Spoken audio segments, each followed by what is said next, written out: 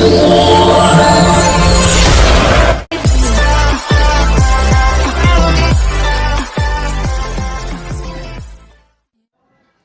हम first chapter का next content समझने वाले हैं, जिसमें हमारे पास टॉपिक है कि लेखांकन विज्ञान एवं कला है। Accounting is a science and art. तो हम कौन कौन से फैक्ट के बेस पर कह सकते हैं कि अकाउंटिंग एक साइंस की तरह भी काम करती है और आर्ट की तरह भी काम करती है। सबसे पहले अकाउंटिंग को इस फॉर्म में समझने के लिए हमें ये जानना पड़ेगा कि विज्ञान यानी साइंस, कला और यानी आर्ट, ये दोनों क्या चीज हैं। तो सबसे पहले हम डिस्कस करते हैं विज्ञान या साइंस के ऊपर। यानी साइंस जो होती है वो किसी भी टॉपिक या किसी भी प्रकार के ज्ञान का एक सिस्टमैटिक तरीका होता है कि हमने सीरियल वाइज किसी भी जानकारी को सिस्टमैटिक तरीके से, व्यवस्थित तरीके से जान लिया है। तो देखिए, अकाउंटिंग के अंदर भी जब भी कोई रिकॉर्डिंग की जाती है तो आप डायरेक्टली किसी चीज की रिकॉर्डिंग नहीं कर सकते। सबसे पहले अभी जब हमने विशेषताएं सीखी थी, इसका कैरेक्टरिस्टिक्स सीखे थे, तो सबसे पहले उसको व्यवस्थित या अरेंज किया जाता है, जाना समझा जाता है। तो जिस तरीके से विज्ञान के अंतर्गत किसी भी टॉपिक को एक सिस्टमैटिक वे दिया जाता है, एक व्यवस्थित तरीका दिया जाता है, उसी प्रकार से लेखांकन या अकाउंटिंग के अंतर्गत भी ट्रांजैक्शंस को एक व्यवस्थित तरीके में लिखा जाता है। तो इस बेस पर हम कह सकते हैं कि अकाउंटिंग सिस्टम भी विज्ञान का एक स्वरूप है, it is a form of science.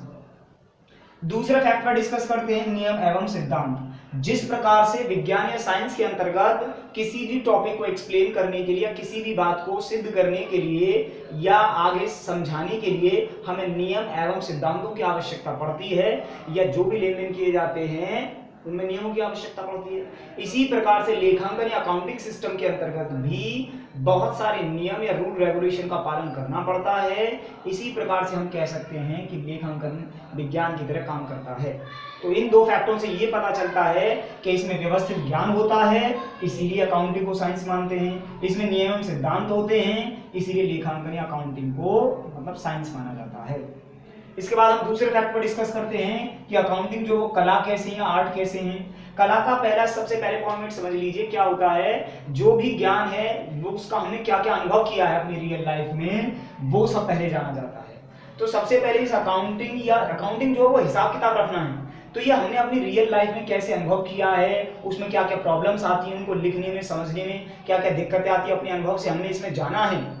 तो इसमें अनुभव ज्ञान का पूरा प्रयोग होता है, इसीलिए हम अकाउंटिंग को आर्ट कह सकते हैं। या दूसरे फैक्ट को हम कह सकते हैं कि इसमें व्यवहार में प्रयोग करना।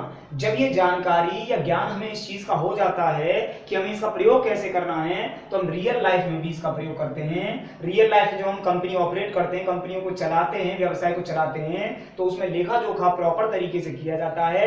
तो उस ज्ञान का हम अपने व्यवहार में भी प्रयोग कर रहे हैं। इसी वजह से लेखांकन या अकाउंटिंग को हम आर्ट कह सकते हैं।